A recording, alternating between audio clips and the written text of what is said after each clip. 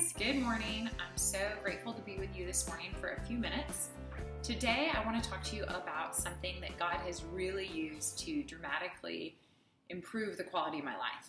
And I'm going to call that, what story are you writing? So a few years ago, God revealed to me that I really struggle with comparison. I was constantly comparing myself to other women.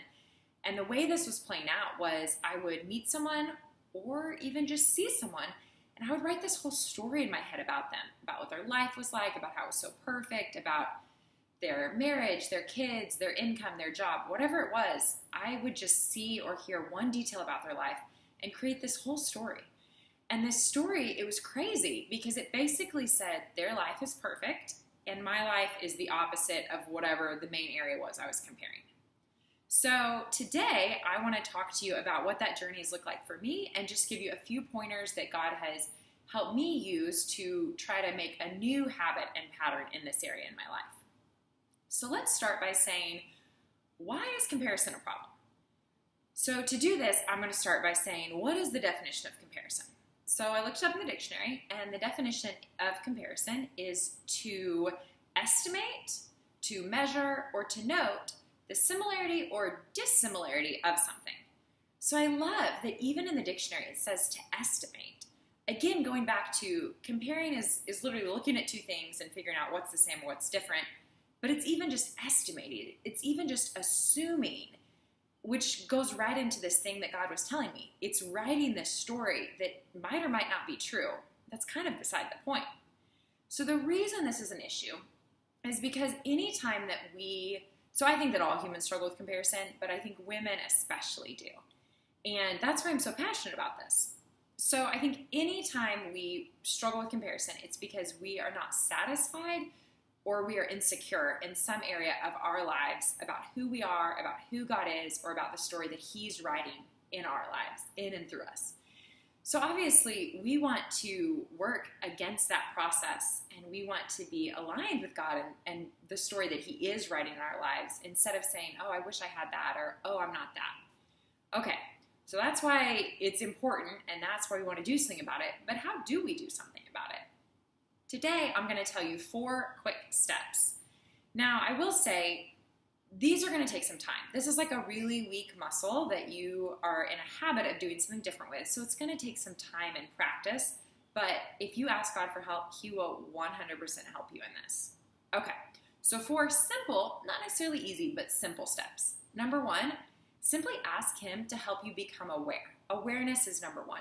We have to realize each time our mind goes to that habit, that pattern of comparing, of writing some story in our heads. Number 2, we have to stop. Obviously, that's simpler said than done. You would have already stopped if you could, but it really is that simple that we make a choice. A lot of times using our voice is helpful in this because it actually cuts through the tension. It changes the course. So if you're alone or if you're, in a setting where you can do that, I say out loud, number 1, again, notice, be aware whenever you're comparing. Number 2, I simply say, no, I'm not going down that path. Now, if you're in a conversation or in a setting where it's not appropriate to talk out loud, totally fine. Just note in your head, no, I'm going to stop that thought process. And you can take your thoughts somewhere else. Number 3, bless that person and that area that you've been comparing to. This is really important because the reality is we're not in a competition here, no matter what the world says. We're not in a competition. And there's not a limited amount of goodness. God is good and His abundance is overflowing in every area. So if someone else has a beautiful business, it doesn't mean I can't also. If someone else's marriage is defined by something that I really want to grow in, it doesn't mean I can't. If someone else's body and health are awesome, it doesn't mean I can't have that also. So to practice this, we need to bless that person in that area. And that can be as simple as, God, thank you for their beautiful smile. I bless that. Or thank you that you have blessed their marriage. Thank you that those are awesome parents. I want a parent like that. I bless that. Will you teach me how to do that? It can be super simple. Number 4, this is crucial, going back to Jesus saying, I don't know how to do this. Jesus, will you fix my eyes on you? And will you show me what you see in my life? Will you show me the story you're writing? Will you show me what you're pleased with in my life or what you're trying to do in these areas, because I'm struggling to right now. I think that's so crucial, because often what God sees in his perspective aren't the perspective we see. And that's why I'm feeling insecure or discontent or struggling with comparison in the first place. So if you can't tell, kind of the hingepin of all this is that we're asking him for help. At the beginning, number one, help me be aware. Help me notice whenever I compare. Number two, stop. Simply acknowledge, no, I'm not walking farther down that story. I am not writing that story. Number three, bless that person in that area.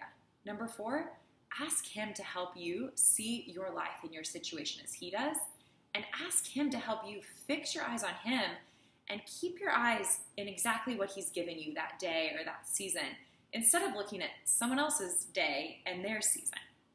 Okay, that's all I have for you today. Again, this is challenging, but so worthwhile, and I know that he is going to bless your journey.